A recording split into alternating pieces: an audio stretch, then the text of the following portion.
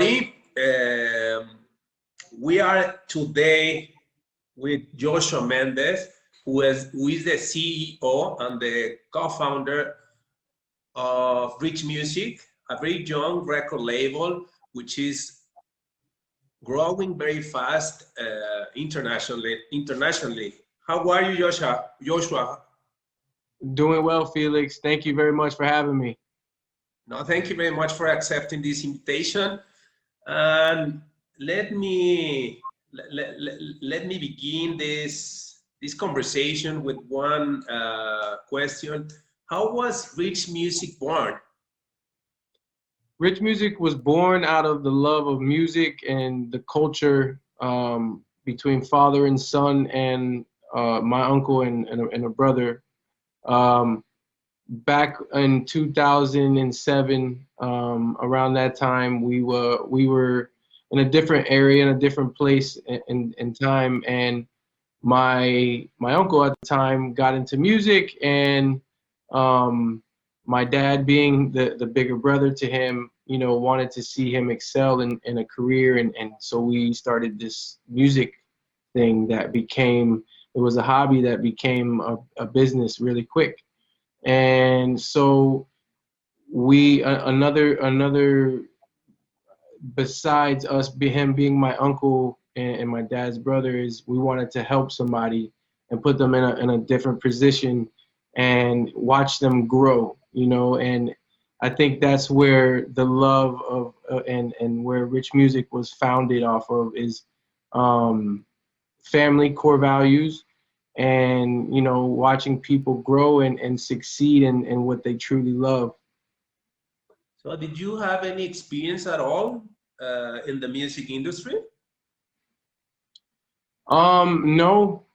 When we started with my uncle, I had I was super young. I was I think I was going into my freshman year of college, and during that summertime, I got a chance to travel with him and experience and gain the experiences and the knowledge that comes along with it very young. And I got to see on the American side and the culture where the Latinos get their culture from on the urban side is from the Americans, so I got to see that growing up early, and I think that helped me, where I'm at now with my Latin artists, Yes. So what was the initial dream of Rich Music at that time? What was the goals you wanted to achieve? Like, did you pretend to have a global artist? Did you pretend to have an artist local? What was your aspirations at that time? Rich Music's dreams at that time were simple. It was to at that moment was to steer my uncle in a different path in life. I think it was a lesson learned, and with that we were dreaming and we learned a lesson, and it was just, I guess, luck and being blessed and just kept going, and we found a situation, and our dream at that point was just to get a record deal, and we got it. And that at that point it was just like, it wasn't more about the record deal and the money or whatever. It was more like, dang, we imagined this and we brought it to life, and it felt, that was the dream. Like, wow, we really made the dream happen. Wow. And what were like the biggest or the biggest lesson that you learned at that time? Yeah, one of the biggest lessons during that time, is I think for an independent up and coming label is, everything was a lesson, to be honest with you, because we learned through making mistakes and everything. I think the whole journey and path that we've taken has been part of the learning lesson. What could you say was one of the biggest mistakes you made during that time?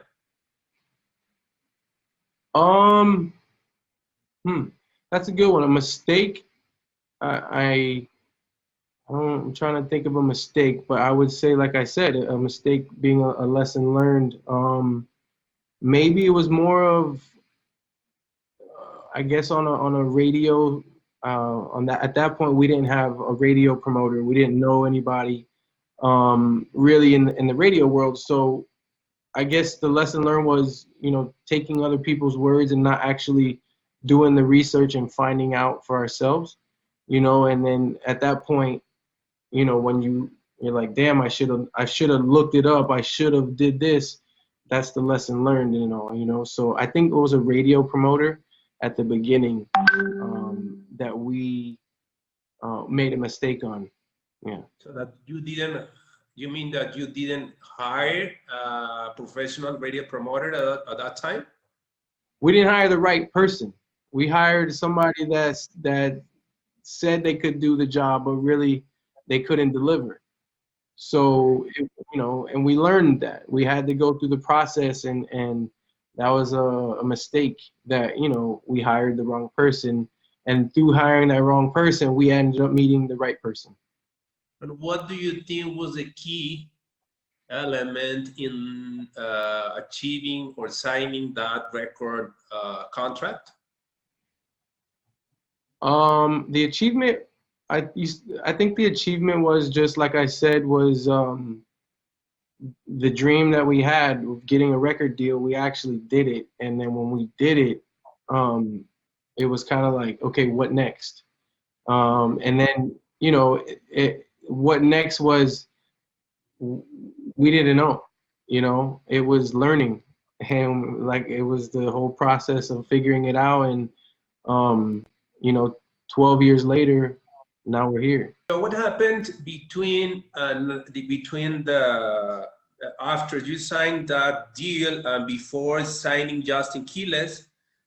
What happened with Rich Music?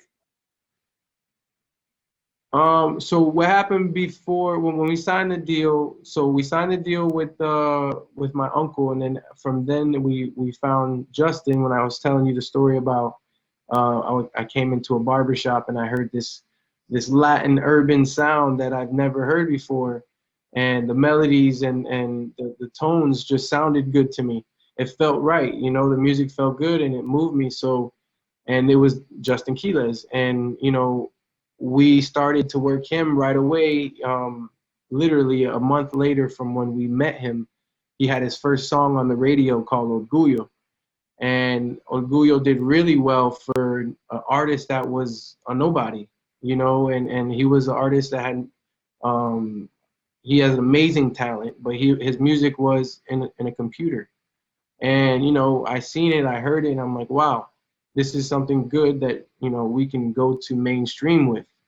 And we went to radio.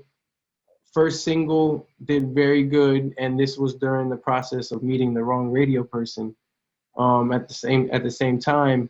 But after that, Justin kept having success. We followed up with his first album he ever dropped. We went #1 on Billboard with, which was a huge accomplishment for the label. Also for a new artist that, it was his first album. So, going from my uncle to Justin, now doing our first album and being #1 on Billboard, we eventually ended up signing Dímelo Flow, which is our DJ producer artist, which also produces a lot of the music for The Boys now. And he ended up being Justin's DJ, and long story short, Dímelo Flow was the club resident DJ at Club Live and here in Miami. And, one thing led to another. He kept growing and meeting artists, and now he's producing music, and now he's one and two next to Tiny top producers in the world on Latin Billboard charts. Which is a huge accomplishment for somebody that just started producing 3 years ago. But has come such a long way and is an amazing talent. And then, go ahead. Was he signed with Rich Music as a producer, or as an Yeah. artist, or as both? Artist, producer, DJ, performer. So everything that he produces is belongs to Rich Music. Yes. So we manage him in house and we take care of all of his everything. So for him, he's the in-house guy that handles all of the artists and handles their music. He's a special act, a special talent. He can be on radio. He's an all-around great musician that can produce, that can executive produce. So yeah, him, and then we signed Daleks. Daleks from there used to be with a duo called Jama and Daleks, and something happened with the label that Daleks is with, and long story short, we signed him. And 2 years later, from I think us signing him, we come out with a record called Pa Mi. And we put out a bunch of other stuff before Pa Mi, but Pa Mi was, I think, the first record that ended up taking Rich Music to that global level. And being on top of the charts. I think we hit number 20 on the global charts with Pa Mi or something around there. And that took, fast forward a little bit, we ended up signing SECH after Daleks, and SECH was before signing SECH, when you signed Daleks, did you have the intention of making it globally? Or what were your intentions at that time? Yeah, global for sure was the intentions. It's trying to reach the mass, to try to build a global superstar. And what did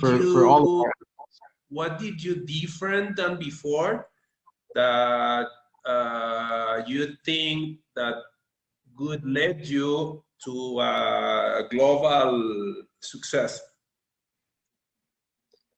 You said that what connected me? No. What did you do different with Alex that you haven't done before that led you to have an international success? I think the record, it was all timing. A lot of it had to do with timing and the sound of the record. And that's when the collabing was starting to get really big. And we were early to the game of collabs and collabing with different artists that were coming up and coming. And we put them all together, and magic, came of the song. So, and then that's when we reached global success. Was the magic? Do you think the magic was most because of the product more than the promotion? I think it's 50-50. Okay. You gotta have the music to have a good promotion. And I think that's what makes a successful artist, a global artist, is having that balance of you have good music, but you also need that great team behind you that's gonna, push you globally. Did you have a global team at that time? Was he independent with you? Did you sign him with a record label? With Alex or SECH? With Daleks. Yeah, Daleks was signed to us, to Rich Music. So that was part of the story. Daleks signed with us after 2 years. He was right after Dímelo Flow, and then 2 years later, we released a few things, and then we released Pa Mi. And between those 2 years, Dímelo Flow brought us SECH he brought to Rich Music SECH.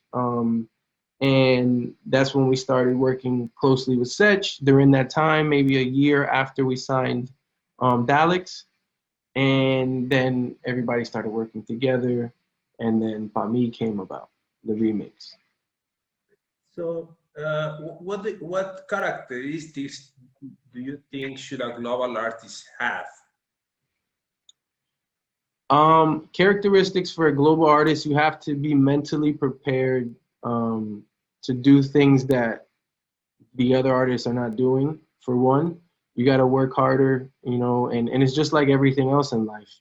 You know, if you're only gonna get to somewhere by the work that you put in, and a global act takes a lot of hard work and a lot of sleepless nights, and doing a lot of interviews, doing a lot of things that, like I said, you don't want to do.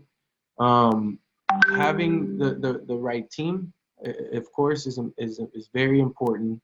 Having the right the vision, you know, having the right vision for yourself as an artist, and knowing that your team sees your vision together. And I think that's it. I think the team, and the music, of course, is the most important. Like I said, is having that music. What are the most important elements of your team? You said obviously the producer, you mentioned as well the radio promoters. What other part of the team do you think are like important to have? The guys that no one hears about and no one sees is the guys that are doing projections on data, and the marketing strategies, and down to the people that run the logistics or are here cleaning up the floor. You know, it's those people that are really making a difference and pushing the artist globally, you know. And the artist, of course, is the driver, but without the motors, the driver doesn't go anywhere, you know. So I think it's the people behind the scenes. And how do you decide to invest or to promote a single? So is there like you decide as a team, you let the people decide? What is the process, or how do you know a song will be a hit? Yeah, so our culture here is really cool and different, and at Rich Music, it's compared to a major label. We involve our team and our people here in everything. You know, the music, the marketing campaigns, from your birthday to everything that we, you know, personally that we could possibly know about you. We try to treat it like it's a big family. So we always incorporate we try to do the whole company and do a listening session together. And if we have a project or an album coming, we all get in the room and we listen to the song, and everybody votes on their favorite songs, you know. So everybody has their votes, they have their voice, and they feel like it's a part of them because they have a say in what the music is. And, you know, at the end of the day, you know, it's a team effort, and from the music all the way down to when it comes out to the distribution. So how many people are in the team right now in Rich Music? Total, I think there's about, I think there was 38, almost 40. Oh, yeah. So, yeah. What happened? Does all the votes are the same? What happened if the 37th of them wants one song and you as the CEO want another? What happens? Well, I'm counting those extra people like my accountants. Sometimes they don't get involved in the music side and my business managers. But we have that are here in the office that get into the studio. We have a really big room, and we pack in there together like a big family, and we listen to the music. So maybe now we're gonna have to have 2 rooms, but we try to all fit in the big studio that we have here in the Social Hive, and More Play Studios. And we, like I said, we all listen together and we have our votes. Right. So you use monitorLATINO. How monitorLATINO helps you in the artist in the artist promotion or to position as an artist? Yeah, monitorLATINO definitely helps me on a weekly basis to be able to see our charts, to see where our music's being played, so that we can target our territories with marketing strategies, ad campaigns, ad buys, and target our fans, the ones that are truly listening and engaging with our artists. So it helps bring everything into one place, and so I don't have to, get reports from everywhere. It's all there, and I can see what's happening in different territories. So nowadays with social media, that it's all the artists that you manage, many of the marketing strategies, I think that the social media plays a crucial role. How does radio complements nowadays with all the digital strategies? That's a good one. We just we're going over radio today, and I was explaining to somebody that this is a marketing tool. Radio has become, it's terrestrial radio, but at the same time it's awareness. As building a global artist, a global superstar, they need that awareness, and the radio provides that for the artist, because back when things were different with streaming and radio, the radio was everything. Now it's more of like a marketing tool that draws awareness to the artist, like, okay, he's solidified because he's on radio, he's playing on the biggest radio station in Guadalajara or Mexico City, so I gotta go listen to his song on Spotify. Or, I got to go see who this guy is because he's playing on the radio now. So it's definitely still a big factor in creating the marketing campaign and strategy for a global artist. So how would you define the best strategy to position an artist? The best strategy to position a new artist, I think, is, are we talking radio or are we just talking in general? In general. In general, I think, so sorry. Hold on. Can you hear me? If you want, we can ask it again. Yeah, I'll do it again. What do you think is the best strategy to position an artist nowadays? I think the best strategy to position a new artist in general is making sure that they're producing and putting out enough content. And because content is king, whether it's the actual music or it's video content, pictures, it's a little bit of everything. Engaging with your fans. TikTok is very important, having that plan and making sure that the artist is executing on all mediums of social media, because it's everything now. I tell my artists it's 50-50, 50% music, 50%, social media now, content. Talking about content and specifically talking about songs, how many songs or videos or singles do you think an artist should produce in a year? I think it's gonna be different for the level of artist, for each level of artist. For somebody of Bad Bunny, depending on what his goals are, they're gonna be different than a new artist. As a new artist, I think you should be putting out more music, so that your fans start knowing who you are, and you just need more content, as a new artist. And then when you reach that star status, that global artist status, then you can pull back and not do as much, and it becomes the superstar effect. You do less and you're bigger. And how much is less? And now, if you could say a number, how much is less if you are talking in a big artist, and how much is a lot if you are talking for a new artist? I think for a new artist, I don't think there's enough, like, until you actually gain some traction.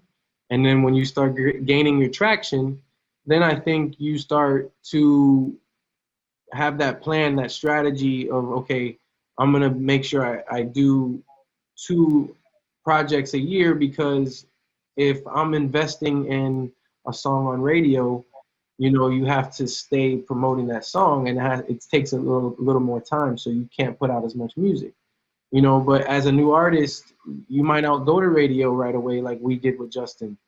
You're just gonna you're gonna put out content, you know, and see what your fans like. And then when that one song hits, then that's when you go and take it to radio. So when you're hitting that different level of where, okay, I'm having success, then maybe 2 projects a year, you know, and that's enough. So you say something very interesting. You put all the content, then when one song is a hit, then is the right time to invest in radio and in traditional media. So what happened after you invest in traditional media and you already have a success? Do you develop a new song and you invest right away, or you continue to producing content until you have a next hit, and then you put money again on traditional media? The way we do it is we have a song, we go after it on radio, and while it's on radio, it takes time to build. You know, a song takes time to grow. So within that time, we need to have another song ready to go, so that when that song starts coming down, when we do go to radio, we have another song ready. You know, and it's a constant, okay, for 3 months, we're gonna go with this song, and then we gotta have another one ready. You know, so, but we're talking singles here, but I'm talking on a project, you'll probably have 2 to 3 singles, you know, Okay. off of a project. So, you know, you have a good amount of content coming out for the whole year. What do you think is the future of la música urbana? The futuro, I think, it's the new mainstream. It's the whole world's listening to it. It's become blended with all the genres, and now it's worldwide, and I think it's nothing but upstream right now, and so many different types of genres are coming of urban. You have urban pop, you have urban trap, like there's you know, it's different, it's a different world, and it's growing fast, and there's so many new artists and so many new songs being put out every single day. In Latin America is so big. I think the genre is the new hip hop. Okay. So when you have an artist such as SECH, which has a success worldwide, and you already decide to invest on traditional media, do you invest on certain countries? Do you invest in the whole world?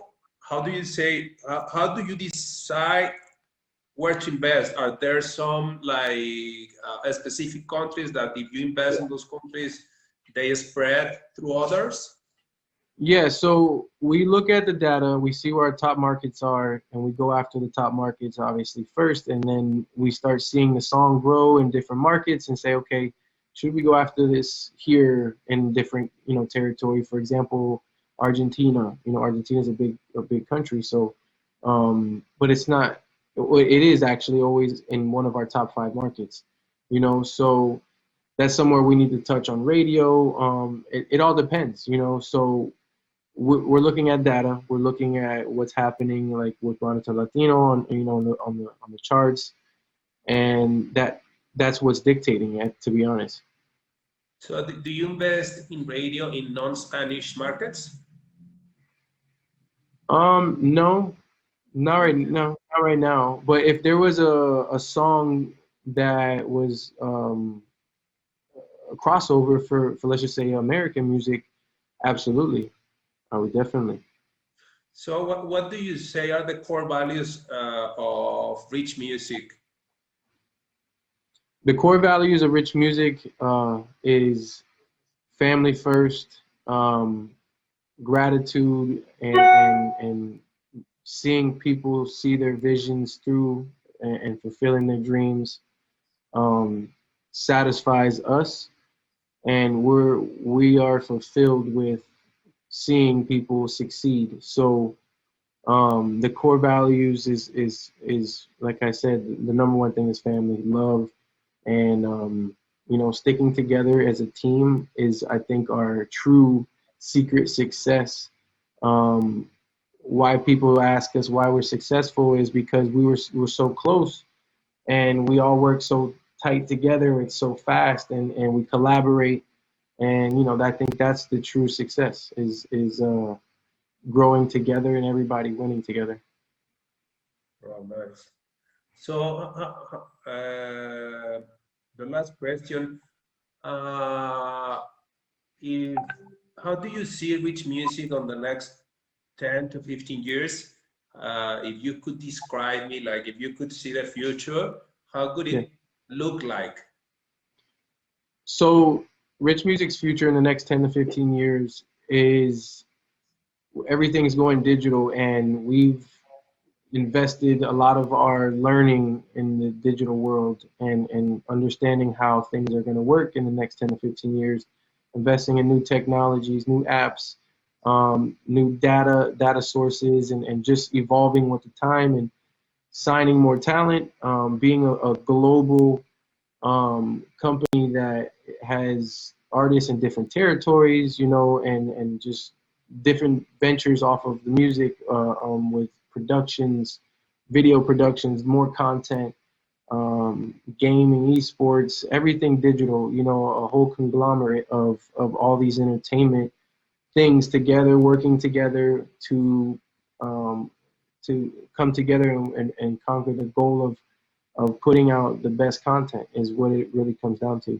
Do you plan to continue signing just Latin artists, or do you and only on the música urbana, or do you plan to focus on another genre or yeah, no, I definitely would like to. As of right now, we have actually a Jamaican artist signed to us. His name is Chris Marshall, and he's the producer of Temperature for Sean Paul, which was one of his big hits in the American side. So, and we've put out a whole project for him already. And he's another international act, you know, from Jamaica. We have artists from Argentina, our new artist that we just signed named Thiago. And we have Puerto Rico, Justin Quiles, Daleks. We have Panama, SECH, Dímelo Flow, Rique Music, John, all these different places, Colombia, with some of my producers. So we're global, and you know, it continues to expand. How did the pandemic change the strategy of rich music? Did it change anything at all? Did you continue doing the same? Are you focusing on new revenue streams? Are you investing less? Are you investing more? The pandemic definitely changed a lot of things. You know, it slowed us down, and it made us, in English it's called pivot. Like we had to do something different and figure it out, you know, and we now, you know, obviously there's different sectors of the business that are hurting, like touring, but now, you know, we're trying to figure out other things to do for touring to make up for the lost revenue. For example, streaming more, you know, having our artists on live on Twitch and playing video games, or doing a podcast or just doing other things that's going to bring in other revenues for them. We're definitely in a different time where we're still figuring stuff out. And, you know, it's just a new world out there, and the digital world is like the wild, wild west. You know, we don't know what's going to come, and we're just trying to stay ahead of the curve, ahead of the trends, and, you know, continue to try to stay at the top of the charts with our artists, and put out the best music possible. Well, Josh, thank you very much for your time. It was a very interesting conversation. We learned a lot, and just thank you very much. Yeah, no, thank you, and thank you, monitorLATINO, and it was a pleasure, and I'm looking forward to continuously working with the platform. Right. Thank you very much.